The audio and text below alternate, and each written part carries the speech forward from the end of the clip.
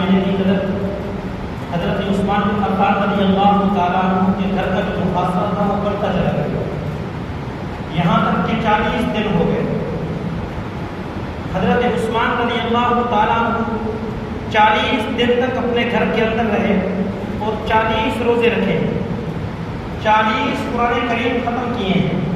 میرے بھائیو یہ 40واں دن تھا، حضرت عثمان رضی اللہ تعالیٰ اپنے گھر کے اندر موجود تھے۔ حضرت امی عائشہ صدیقہ رضی اللہ تعالیٰ سے حدیث ہے، امی فرماتی ہیں کہ حضرت عثمان رضی اللہ تعالیٰ فرماتے ہیں کہ میرے خواب کے اندر آقا مدنی صلی اللہ علیہ وسلم کی ذات آئی۔ آپ صلی اللہ علیہ وسلم نے فرمایا عثمان آج شام کا روزہ جو ہے وہ ہمارے ساتھ آپ نے آ کر افطار کرنا ہے۔ فرمایا حضرت عثمان رضی اللہ عنہ نے جب صبح کی تھی، جب بیدار ہوئے تھے تو حضرت عثمان رضی اللہ عنہ روزے کے ساتھ تھے اور پھر اسی روزے کے اندر حضرت عثمان رضی اللہ عنہ کو شہید کر دیا۔ سب سے پہلے جو مکان کی اپنی دیوار تھی، پیچھے والی دیوار، اس کے اندر حضرت ابوبکر صدیق رضی اللہ عنہ کے بیٹے محمد بن ابی بکر گران کر اوپر چڑھے۔ میرے بھائیوں یہ حضرت عثمان رضی اللہ عنہ کو سامنے ہوئے ہیں۔ حضرت عثمان رضی اللہ تعالی عنہ سے سوال کیا ہے کہ آپ تو میرے چچا تھے، آپ کے تو میرے بابا کے ساتھ بڑے اچھے تعلقات تھے، آپ نے مجھے گورنر بنایا اور پھر اس کے بعد میرے قتل کا پھر آپ نے حکم جاری کر دیا۔ حضرت عثمان فرمانے لگے کہ اے محمد بن ابی بکر، آپ میرے بھتیجے ہیں، آپ جانتے ہیں کہ آپ کے ابو کے ساتھ میرے تعلقات انتہائی برادرانہ تھے اور آپ میرے بھتیجے ہیں، میرے بیٹے ہیں، مجھے آپ کے ساتھ کون سی دشمنی ہے جس کی وجہ سے میں نے آپ کے قتل کا حکم صادر کیا ہو؟ میرے بھائیوں یہ بحث و مباحثہ اس حد تک بڑا ہے، کتابوں کے اندر موجود ہے، تاریخ کی کتابوں میں موجود ہے۔ حضرت محمد بن ابی بکر کا ہاتھ حضرت عثمان کی طرف بڑھنے لگا تو حضرت عثمان نے اپنی آنکھوں کے ساتھ حضرت محمد بن ابی بکر کو دیکھا ہے۔ جس وقت ان کی آنکھوں کے اندر پڑی ہیں، ان آنکھوں کے اندر اس نے سچائی کو پڑھا ہے، اپنا سر نیچے جھکایا، معافی مانگی، واپس چلے گئے۔ باہر جا کر بالکونی پر کہا اے بدبختو، جن کو میری وجہ سے اعتراض تھا، میرا اعتراض دور ہو گیا، میں کہتا ہوں تم واپس چلے جاؤ۔ میرے بھائیوں حضرت محمد بن ابی بکر جو ہے اس حد تک اس قتل کے اندر ملوث ہیں، اس سے آگے حضرت محمد بن ابی بکر کو کوئی دخل نہیں ہے، صرف تحقیقات کے لیے وہاں تک گئے تھے۔ میرے بھائیوں یہ واپس آ گئے ہیں۔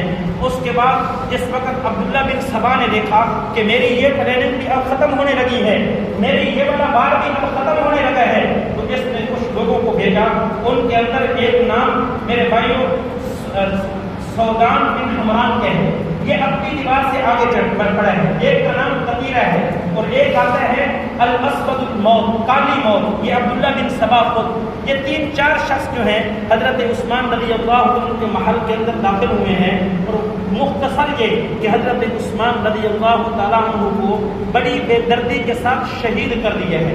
پھر اللہ کی ذات نے حضرت عثمان رضی اللہ عنہ کو شہید کرنے والوں سے بدلہ کس طرح لیا، اللہ کی ذات نے ان کا کیا حشر نشر کیا، اس کا اس وقت نہیں ہے کہ میں ان تحقیقات کے اندر جاؤں۔ باقی اتنی بات میں آپ کو بتا دوں کہ یہ جو عبداللہ بن سبا تھا یہ حضرت علی رضی اللہ تعالیٰ عنہ کے ساتھ محبت کا دعویٰ کیا کرتا تھا، غلو کیا کرتا تھا۔ آپ تاریخ کی کتابیں اٹھا کر دیکھیں، حضرت علی رضی اللہ تعالیٰ عنہ نے صرف اس کو قتل بھی نہیں کیا بلکہ اس کے جلانے کا حکم دیا ہے، عبداللہ بن سبا کو آگ کے اندر جلایا گیا۔ میرے بھائیوں اس کے بعد ان ظالموں نے حضرت عثمان رضی اللہ تعالیٰ عنہ کی لاش کو بھی نہیں اٹھانے دیا، دفنانے نہیں دیا۔ 3 دن تک حضرت عثمان رضی اللہ عنہ کی میت حضرت عثمان رضی اللہ عنہ کے گھر کے اندر پڑی رہی ہے، اس لیے کہ اس وقت کے اندر 5 دن ایسے گزرے ہیں، ان 5 دنوں کے اندر کوئی خلیفہ نہیں تھا کہ وہ کوئی آرڈر دے، کوئی حکم صادر کرے اور اس کے بعد جو ہے اس آرڈر کے مطابق آگے فیصلہ کیا جائے، کوئی خلیفہ نہیں تھا۔ میرے بھائیوں جس وقت ان بربائیوں نے، ان بدبختوں نے حضرت عثمان کی میت کو نہیں اٹھانے دیا تو پھر حضرت ابو سفیان رضی اللہ عنہ کی بیٹی حضرت حفصہ رضی اللہ عنہ، حضرت امیر معاویہ کی بہن، بڑی دلیر عورت تھی، حضرت حفصہ رضی اللہ عنہ امہات المؤمنین میں سے ہیں، نبی علیہ السلام کی پاکیزہ زوجہ ہیں۔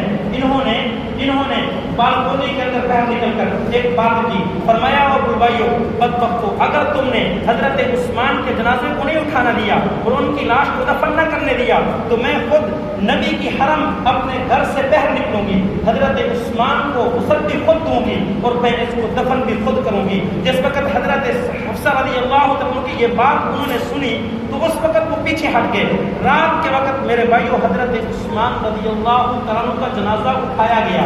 इन्होंने नबी के रोजे के अंदर उसको दफन नहीं करने दिया, जन्नतुल बकी के अंदर भी उनको दफन नहीं किया करने दिया, बल्कि जन्नतुल बकी के साथ हजरत उस्मान रज़ी अल्लाह तआला का अपना एक बाग था, उस बाग के अंदर हजरत उस्मान रज़ी अल्लाह तआला को दफन किया गया। फिर हजरत अमीर मुआविया रज़ी अल्लाह तआला जिस वक्त मदीनतुल मुनव्वरा तशरीफ लेकर आए, उन्होंने उस बाग की जो दीवार थी उस दीवार को खत्म कर दिया। अब वो बाग भी जन्नतुल बकी के अंदर दाखिल हो गया, उसके अंदर शामिल हो गया। अब हम उसको भी जन्नतुल बकी कहते हैं। मेरे भाइयों यही वजह है कि जन्नतुल बकी के अंदर सिर्फ हजरत उस्मान बिन अफ़्फ़ान रज़ी अल्लाह तआला अन्हु की एक कब्र मुबारक है जिसकी तायीन है कि ये उनकी कब्र है, इसके अलावा और किसी की कब्र मुतय्यन नहीं है। हाँ, एरिया मालूम है कि ये नबी के अहले बैत हैं, ये इस एरिया के अंदर फलां की कब्र है, इस एरिया के अंदर फलां की कब्र है। तायीन के साथ सिर्फ हजरत उस्मान बिन अफ़्फ़ान रज़ी अल्लाह तआला की कब्र मुबारक मौजूद है। मेरे भाइयों मैंने पूरी तफसील के साथ हजरत उस्मान रज़ी अल्लाह तआला अन्हु की मुसलमाना शहादत आपके सामने रखी है।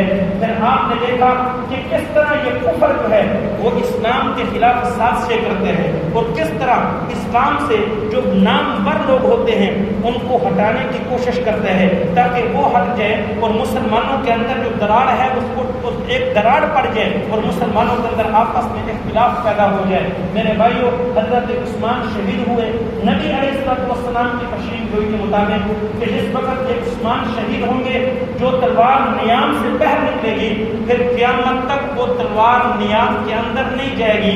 मेरे भाइयों आज भी आप देखें मुसलमान के खिलाफ सफ आ रहा है, मुसलमान को मार रहा है, मुसलमान के साथ इख्तिलाफ कर रहा है। उस वक्त से आज तक मुसलमानों के अंदर आपस में इत्तिफाक पैदा नहीं हो सका।